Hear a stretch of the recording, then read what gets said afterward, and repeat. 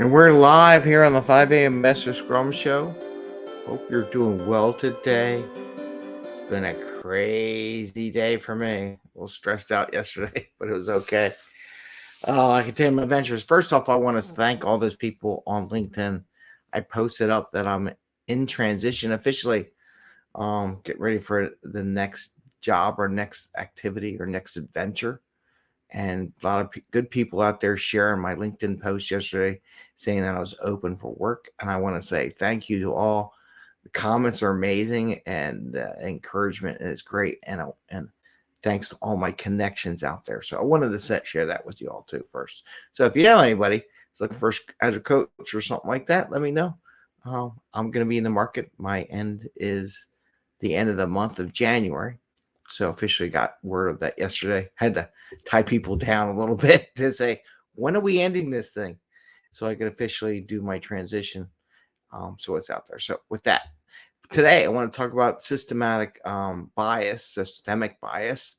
It's more the genders, sexism, racism,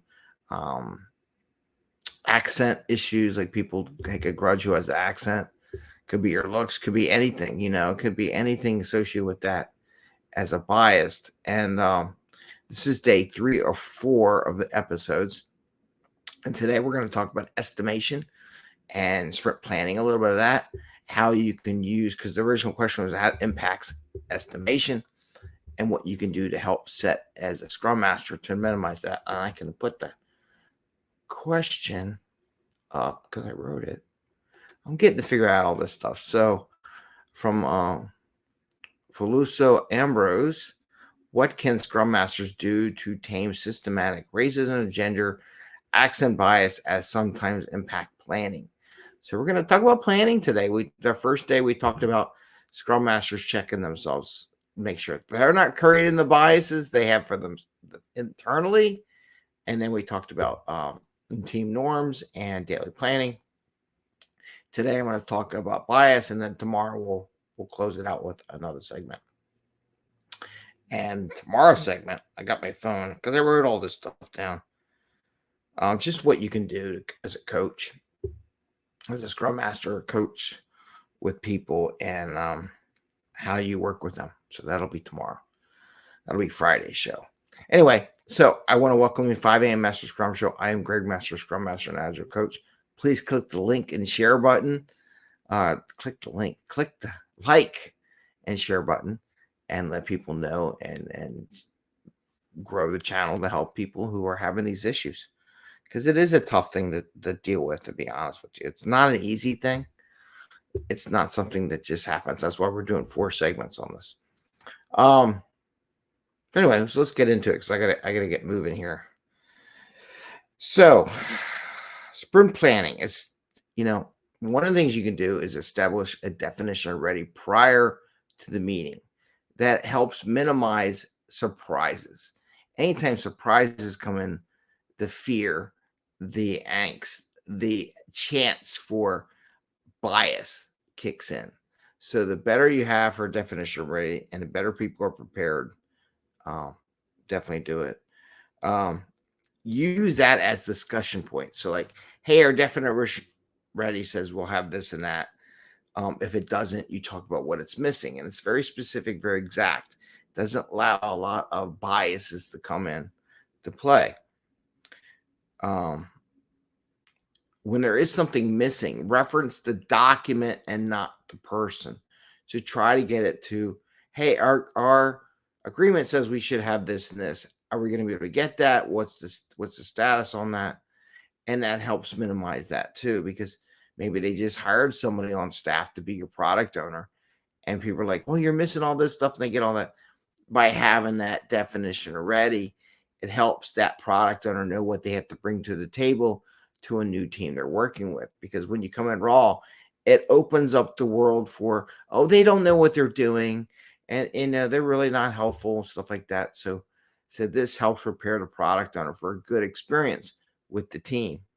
It's nothing. And then planning poker. So do planning poker right. Everyone on the team votes. It's not one person who is an expert votes and gives the points, the estimation for stuff. but everyone participates. The quicker you get to that, the better you help at fighting these systemic biases. Now, there are certain ways, and I have videos on that to go see. Definitely recommend, and I talked about this. I recommend if your systemic bias is coming from a senior rep on your team or senior teammate, if they're like the lead person, have them not vote. Have a side conversation. It's a tough conversation to have. I've had this. It's a tough thing to ask, but ask them not to vote. Just listen, because their voting can intimidate everyone else on the team, which messes up the estimation. Plus, they're estimating maybe they're really good at what they do. It'll take them an hour to do something. It might take somebody else 2 hours to do it. So try to get it, make a deal with them not to vote. I would do it in general, actually. Get out of the habit of assigning one person for one particular piece of work. So if one person's really good, I get out of the habit of giving them the work all the time. I shared the other day an interesting post, and I'm sorry, I don't know what it was. It had a matrix on it, talked about people on the vertical column and different types of work on the horizontal. And it said which people kind of had experience in different types of work that the team need to be done. Run that exercise. Try to get that where everyone has an X in every square. I mean, that'll be really great if you do that exercise. And that was a great post.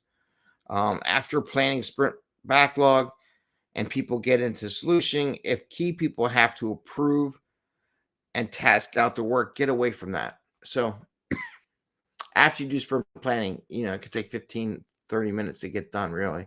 I've had a lot of teams that have been able to do it that way. Then they go out and task out the work. What needs to be done to solve the problem?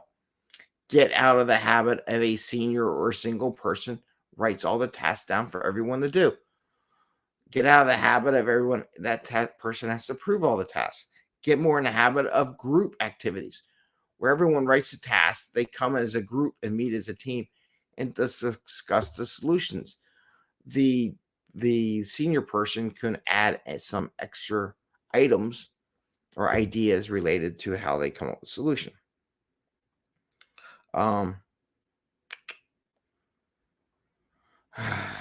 Get out of the dynamic that everything has to go through a certain person. Oh, I got a comment. Here we go. Comment. Where do we go? Hello. Okay. Hey. So get out of the habit of that a certain person has to go through everything. Like sometimes I see Scrum Masters have to approve the release, and I kind of want to go, what the heck does a Scrum Master know about the code release? What a senior person, maybe they're on vacation. Have multiple people in the team.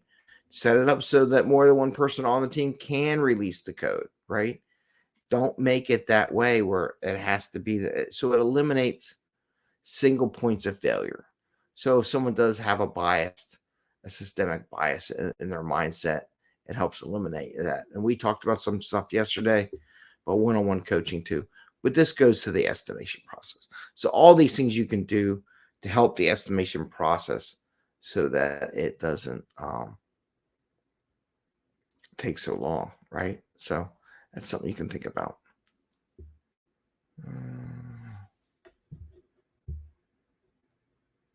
You know what? So I'm getting some comments in there. Anyway, there we